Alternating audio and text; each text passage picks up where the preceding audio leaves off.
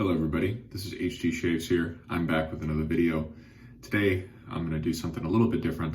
As you can see from the title of the video, today I'm going to give you my WetTube observations as well as a shave. WetTube, of course, is what some of us lovingly call this weird corner of YouTube where we shave and talk about wet shaving. So I like to use WetTube as much as possible. For today's shave, I'm going to be using Siliski soap's Santa's Pipe.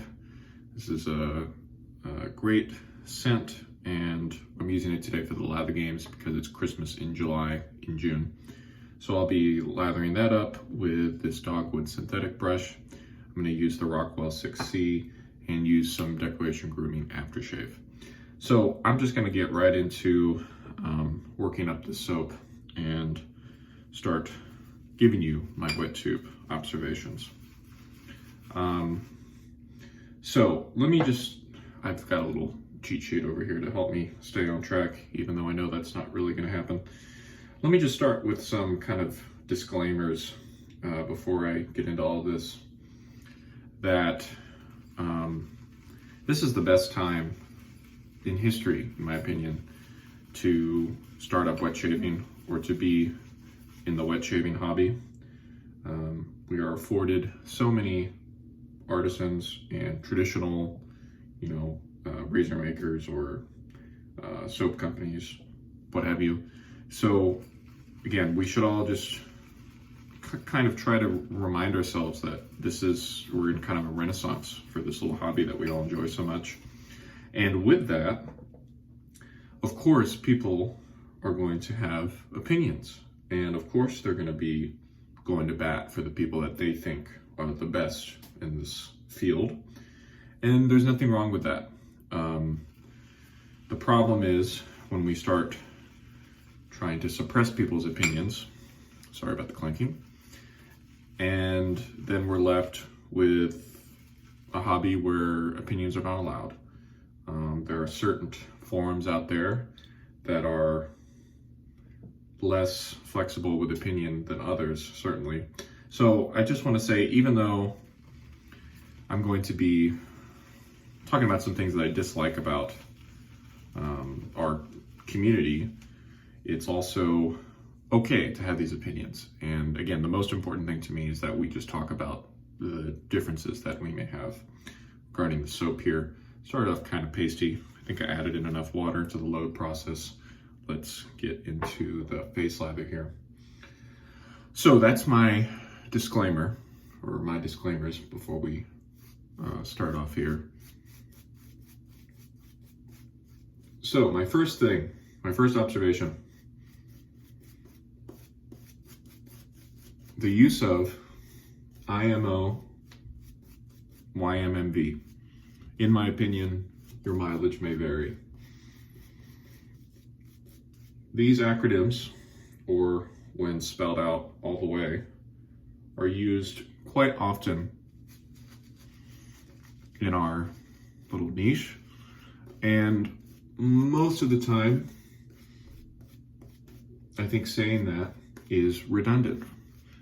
So if you're making a shave video, like I am right now, and you say something to the effect of, in my opinion, this shave soap is very slick and works well for me, but your mileage may vary. That's a line you hear often, whether it's on forums or right here on YouTube, WetTube. Speaking of wet, there's a little shower commentary for you. And it's like, if me, HT Shaves, is doing a video about a soap, and I'm telling you that I think it's slick and it performs well, of course that's my opinion. Like, you're allowed to not think that, and objectively, these things don't come out of the can working all the same way, right? It's not like canned foam where you just squirt it out of a tube and then that's your lather. This you have to work up. And so of course people's experiences with soaps and razors and whatever else are going to be different. But what I dislike about when people overuse those acronyms, those sayings, is that sometimes, not always, sometimes I think that can lead to a little bit of underthinking. And there are ways to be more objective in the way that you review a product, in the sense that instead of saying something like, I like this Siliski soap, and you might too, but that's just my opinion and your mileage may vary. Instead of saying something like that, you could say something more helpful, like the way my buddy SMS likes to review his products. He will say, who should buy this razor, for example, and who shouldn't buy this razor. So with hardware, it's a little different than software, right? But if I were going to take the soap as an example, who should buy this soap? Well, people who are interested in a non-tallow formula, something that is primarily vegan, they might be interested in the soap. Somebody who wants a kind of holiday smelling soap, they should take this up. You know, so there are ways to talk about it like that are more useful to the person watching the video. That's my deal on the acronyms. So, in a similar way, when people talk about scent, some people, especially on YouTube, don't like the way that they discuss it. Again, of course scent is subjective. Of course scent is maybe the most subjective part of this hobby. But there are ways to talk about that objectively too. Again, in the same way that SMS would, recommend razors to people, I could recommend the soap to you too. Like, do you like kind of sweet, citrusy, tobacco-y holiday scents? Well, then maybe you'd like this. Instead of just saying, like, if I didn't like this scent, just saying like, oh yeah, the soap smells absolutely terrible, and maybe you like it, but I don't see why anybody would. Again, that isn't really doing anything for the person watching your video, because what if they do like the scent? And if you just completely talk about it in a negative way and can't provide any sort of empathy toward the scent, if that's possible. I'm going to talk about empathy more later. But again, even with scents, you could say something like, in general, this is a green scent. Not this particular soap, but if you were doing a fougere, you could say it's a green scent. If you were talking about something aquatic, then you could say that it's a blue scent, right? So just saying something like that is really going to help out a viewer who has less frame of reference about the soap than you do. And something that I'm trying to consider more going forward with these videos is that people may not be as familiar with these products as I think they are. By the way, I promise I'm going to get to shaving, but we're just going nuts with this lather here. It started too dry and it's getting there. The last thing about scents that I wanted to say is that, newsflash, a person who releases a scent in a soap, an aftershave, and a EDT, EDP fragrance form, the scent is going to smell different depending on the medium. When you make soap, it tends to burn off some of the top notes from whatever fragrance you put inside. And if you're a experienced reviewer and all you can say about a product that you're reviewing is that, oh, well, I really dislike how the scent varies between one medium to the other. That's fine. You're allowed to think that, but you shouldn't be surprised by that. The artisan who is maybe most outspoken about this is Sean of Chatillon Looks. He is a serious, artisan perfumer, and he is a wet shaver himself, but he gets very upset when people talk that way about his fragrances, especially when they're talking about the soap form, because he feels like he can't control what gets burned off when that soap is made using his fragrance. So, of course, maybe you would dislike the fragrance regardless of its medium, whether it were soap, aftershave, or whatever. But yeah, when you just come into him and say, this new release by Chatillon Looks and the soap is terrible, he thinks that you should give the liquid form a shot. And so anyway, of course, some people would say, well, we're shavers, right? So it needs to smell good in the soap. And I agree with you there. But we shouldn't be surprised when the scent varies between mediums. That's my point. And it's especially kind of disappointing when people who are way more experienced than me with these YouTube review videos are surprised with something like scent like that. Next point. Speaking of scent, let's talk dupes. Let's talk pre-blends for fragrance oils.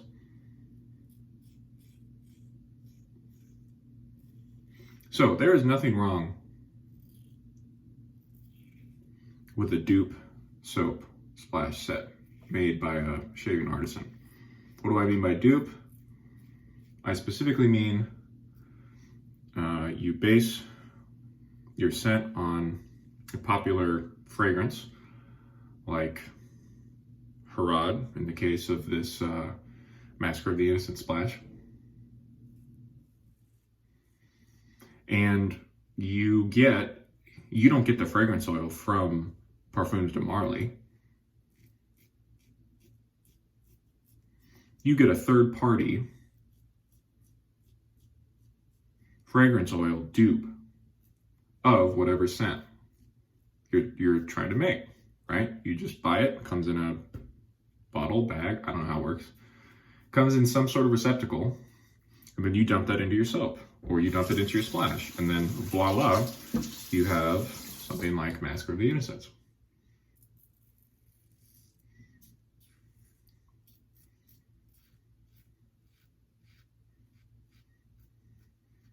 So long as the people that are doing this are straightforward and honest about it being a dupe, no problem.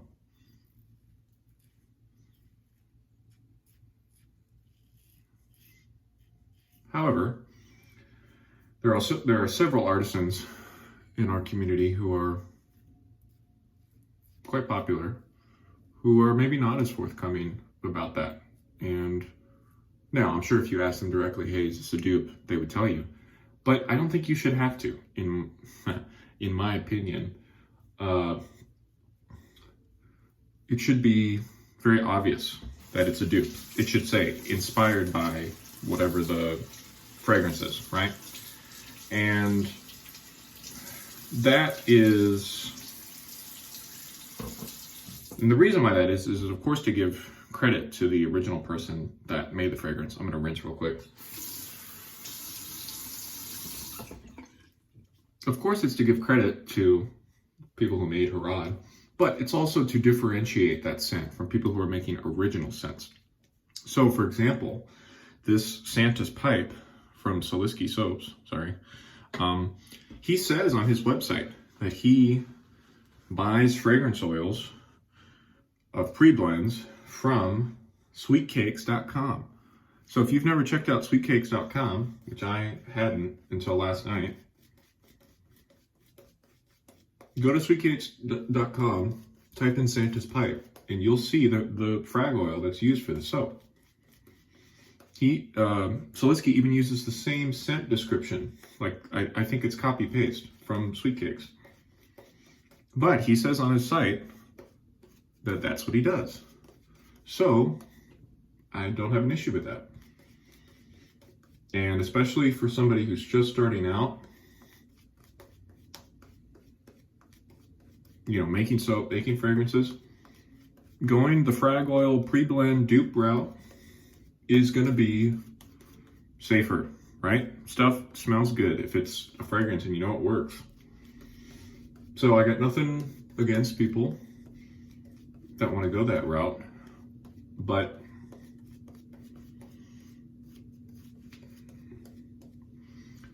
just be honest about it. Be upfront about it. That's my thing. Great. Next point. The brand is connected to the person making it, and vice versa.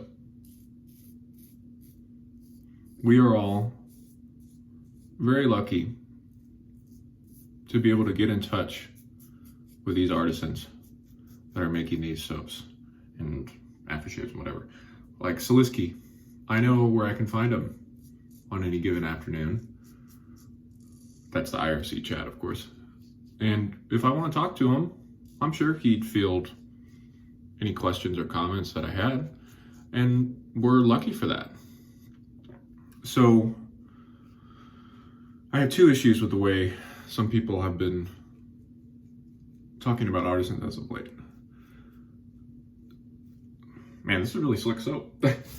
Even though it looks kind of like weird lather. I mean, obviously, I don't know what I'm doing lathering up this particular soap, but it's actually really nice. Treating the artisan like your personal chef and expecting the artisan to do things that you specifically want. That is a problem. If we're going to treat these artisans like artisans, people who make stuff, particularly in a kind of weird niche hobby like this one, why aren't we encouraging them to be creative and do what they want, make what they want, right? They're an artist to some extent. So do you go tell Elton John to write a song? I mean, it's like the case of the example when you're at like a big pop rock show or something, and the people in the front yell, "Hey, play Piano Man," and then the dude in the front says, "Let him play what he wants." That's kind of what this reminds me of. So of course Scott got asked to do Massacre of the Innocents, the dupe of Harad, and he's going to abide that request. He's going to fulfill it.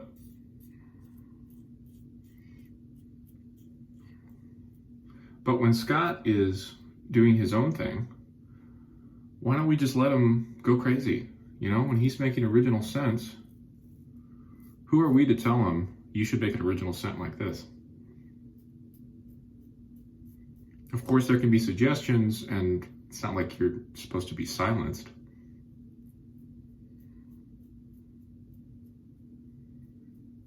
But some people, I felt, have not been respectful of the artisan's decision-making, their autonomy. That's something that came up. So, kind of related to that, we know these artisans. Man, this is not a good place to be talking. I'm doing this. We know these artisans so well, right? And for better or for worse, they are very connected with their brands. And so, why don't we hold these people to ethical standards, right? If there are a number of people who have kind of, again, artisans who have less than ideal history in the hobby. And of course, people can be forgiven and whatnot, but I'm not going to support somebody who is just ethically, obviously not in the right, you know, in the wrong. You don't have to feel that way. You can think, well, it's just shaving soap, right? So who cares? And I feel you on that. But I would actually say it the same way. It's just shaving soap. So why shouldn't we support people who are ethical and are trying to do the right thing? So that's my little bit on the artisan thing. I'm gonna rinse and then I'm gonna come back for my final couple points. Thanks for sticking in, by the way, if you made it. Wow, 20 minutes. I just keep on yapping.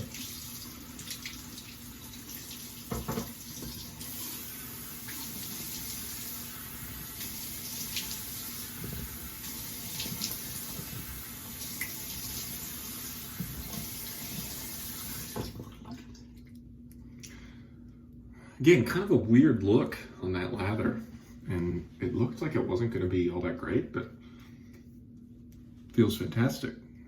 Nice post-shave feel. And I know Siliski just came out with a new base too, or is testing a new base or something, so maybe be on the lookout for that. Okay, final couple points while I apply this awesome splash, which is a dupe, but we know about it.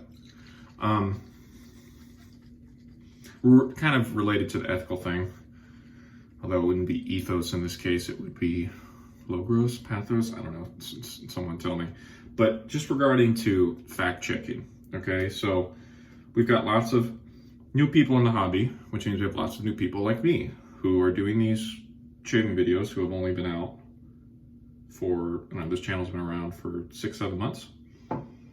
So if you're a new shaver and you don't know, or a new wet tuber, man, I haven't used that word as much as I had hoped in this episode. I'm sorry for those of you who are waiting on that. If you're a new wet tuber,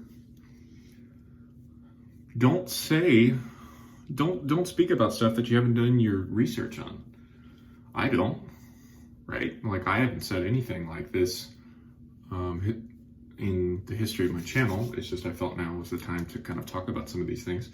But like, don't say stuff like, oh, I think this company's or this artisan's going to stop doing scents like this, and they're going to go in this direction.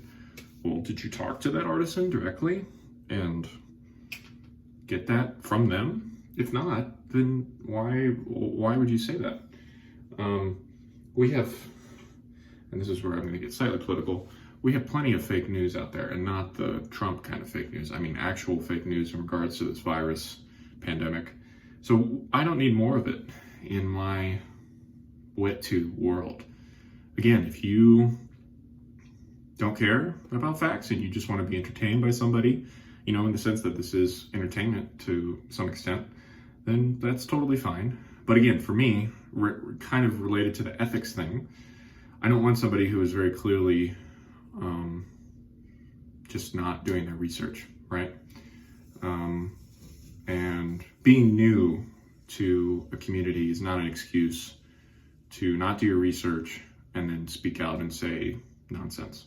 If you don't have anything to say, then just don't say anything, right? That's what I did for a long time on this channel. Just talked about the products, that was it.